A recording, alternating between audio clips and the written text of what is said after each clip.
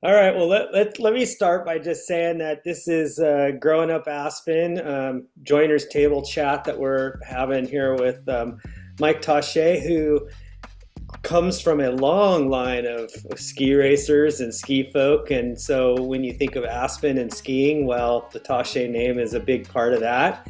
Like my other business I had and these other clients that I had, they all know each other from the Hamptons, from Right. other spots. Interesting. They all go hang out together, right? So now all those people with the kind of money said, we love Aspen and skiing. Let's go to Aspen too and have a house. We'll build a house in Aspen. That way we can go skiing and all hang out together when we're in Aspen. So then instead of mixing in with the likes of the community and everyone else, Yeah, interesting. now they're isolated and they're over there in their little groups when they come here. So they never truly Become community. be a part of the community and try to be a part of. And then with that came, now they're starting to try to influence and make things the way they want it. Instead of being a part of the community and accepting and being a part of what we all want, they're starting to isolate and make the decisions and influence. Well, I think it's interesting how there used to be sort of this taboo rule, which there wasn't really written in city code or anything, but you couldn't build anything higher than the mountain chalet peak roof because it would block the view of the mountain. And it wasn't even written in code, it was just locally understood. That kind of a thing doesn't exist anymore. No. Understanding of, oh, we won't do this and that, watch out for that. There isn't any of that. They did code that. Oh, they did? I think it's coded now. Yeah, okay. That's a big one. They, our neighbors in Carbondale, after they moved, the people that took over did exactly what you're talking about, Andy. My mom used to have 3 different windows. You could see this beautiful Sopris Mountain, and these people built like 2 more stories or something on that damn house. You can't see anything but the wall of the back of their house, and it's like, well, that's cool. Sucks. Thanks. Yeah, that sucks, right? Yeah. And I can, oh my God. I'm sure Carbondale now has a height limit too. I don't know. Yeah, I would hope so. Because of that. That's so bad. Yeah. Oh my God. So, Mike, I've got a question for you on the unsupervised thread. What, bear in mind, nothing that would get you fired or in Dutch with the missus or anything. What's a good story or two of your wanderings as a kiddo? So I had free reign on the golf course, right? We ran the golf course, right? And my parents had the restaurant and the hotel right there. There's a swimming pool right there. I could just walk over and tee it up and go. I never had to worry about rules or anything, right? So my life with that golf course was kind of like whatever I wanted to do. And I made sure, like you guys, Andy, and all of us, go for it. We all just walked out, teed it up and went. Yeah. You might get, somebody would yell at you here or there. My dad would be like, hey, they did it again. He didn't really care. But he was really free flowing. He didn't really care. But on that note, the clientele that he was giving lessons to were all your high enders. Everybody that played golf high end wise was taking lessons from him. So, I got to remember now. The guys that got in trouble here, guy blew up in the Stephen Bravo. Hernstead. So I was junior golfing at that time, right, with Gary LeCoutre. Yeah, Gary LeCoutre. Okay, and John Abrams, John Fox. So my life, if I wasn't playing baseball, fishing, running around with you guys, I was at the golf course. I was free labor for Dad, picking up golf balls, right? So, and that was paying for my skiing. Anyway, those guys would come every day at the same time to hit balls and go golfing. Grabau, the big tall blonde guy, I can't remember what his name was, and one other guy. And they Rich would come Perez? literally, huh? Rich Perez, No. maybe? No, he didn't golf. Oh, okay. And this other guy, I can't remember. Anyway, and they would always hit me up to go out and golf with him with Gary. Hey, are you free? Come on, let's go. And inevitably betting, I didn't have any money, but I'd bet him because I knew I'd beat him. And go out there and play with them, and they would slip a few. Boom.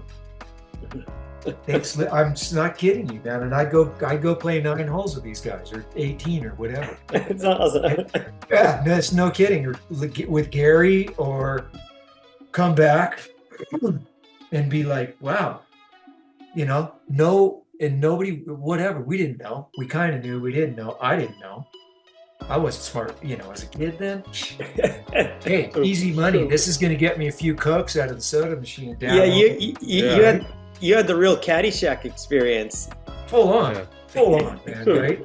So for And then- somebody that wouldn't realize what you're saying is that as a kid you were golfing with kingpin drug dealers. Totally, Yeah, 100%. yeah, that's crazy. And then, out of nowhere, oh wow, he blew up in the parking lot. Yeah. Oh my God, I was golfing with him the other. What? Yeah. He gave me a We're all $2 like, tip. Holy shit! Yeah. What? Yeah. Yeah, crazy. Yeah. Just that was how it was, right? And Dad would give him lessons There's one experience. Dad's out there, and these guys came from the parking lot and walked out there to hit balls before they went to play. And these guys came straight from the Aspen Club, working out the whole scene. Takes his shirt off and he's out there whacking balls, right? Yeah. Dad stopped his lesson and walks over to, I can't remember, this big, burly blonde guy that was always hanging out with him. Really? Dad's kind of like, really? Come on. Put a shirt on. At least put a t-shirt on. You can't just be out here like that. Come on. Some respect for the game or whatever he's telling them. And they'd have this like, hey, there, whatever. And inevitably he put his shirt on.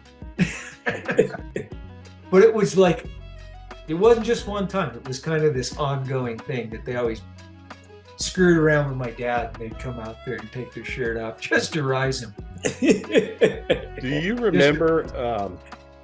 There was a time I remember reading about it and hearing about it with Hunter Thompson, Sheriff Broadus, and I think Ed Bradley, and they are all out on the driving range, and one of them was punting balls, and the other one was shooting them with a shotgun.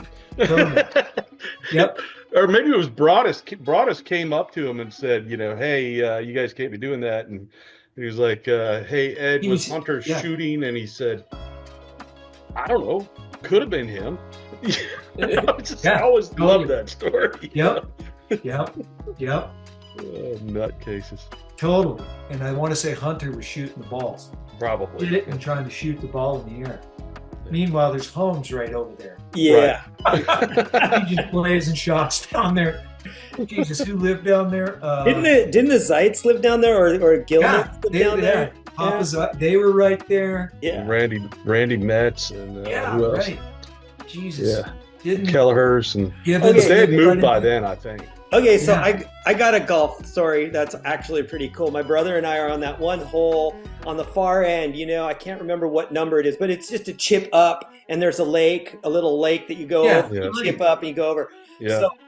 So my brother, I think he took a 9-iron, and he just whacked that puppy, and it took a huge slice. And instead of popping up and over, it just went out and hooked and went right into a garage and bounced around. And I'm like, oh shit, Mark, you better put another one up. Just chip it up real quick and we'll pretend we don't even know what's going on. So he chips one up, we go on, we start putting around on the golf course. And this guy comes out of the garage, he flips up his mask and he's got these gloves on and he's got the golf ball. He's like, whose golf ball is this? It was like arc welding in the garage. That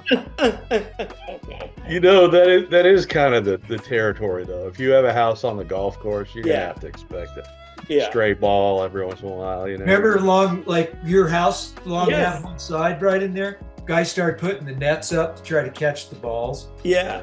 And then and we'd get up there and like we'd look at each other and say, should we slice one over there and see what happens? Like John Hopkins lived. Yeah. And you'd slice one out there and just to see if you could hit the house. Yeah. It's like the unknown, the unwritten rule that everybody pretends they're not aiming for the guy out in the cart collecting all the balls on the range, but everybody tries to hit that guy, And I was driving that. So everyone up there was pointing at me, trying to whack it at me. I'm like, bring it on. You're all caged in. Oh, yeah. Those days were classic. Oh, man. Oh, miss that.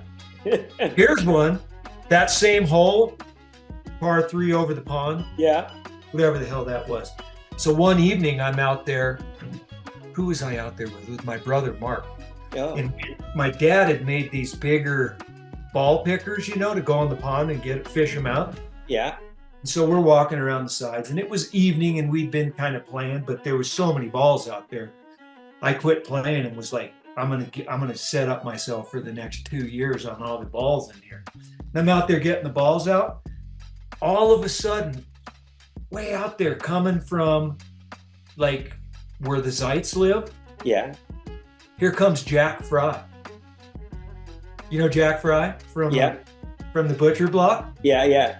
He comes running. They got a raft over their head. He's got a 12-pack in his hand. They got snorkel gear. Him and who was the other guy with him?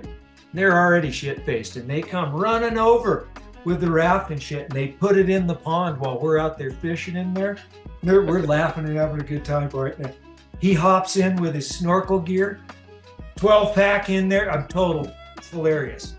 One guy, and they're leaning over the side, putting their masks in like that, over the pond. Then literally jump in and swim down and grab the ball and come back up. I'm like, you got to be kidding me. You've got to be kidding me.